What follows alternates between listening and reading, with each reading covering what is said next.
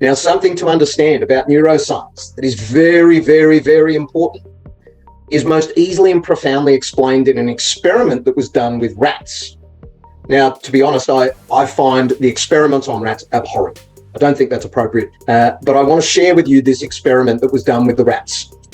They were being put in a maze, and when they were in the maze, they were recorded to find how long it took for them to escape the maze. Now, all of the biometric and neurological testing was being done. They were doing brain scans and blood tests and all of that kind of stuff to see what was happening in those rats that were put in the maze or the matrix and were given a period of time to escape.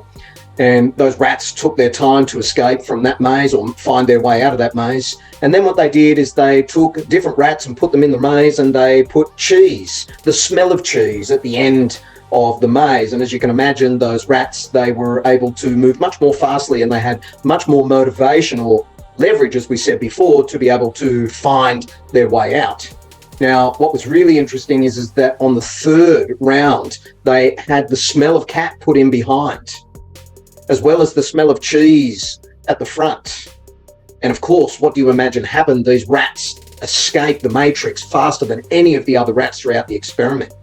And what we found was that fear is also a very healthy leverage and motivation. We've been taught in our cult that we don't have control over these things, and that we should be afraid of things, and that we should even be afraid of fear, and that fear is bad and we should always be positive. And I'm here to say, no.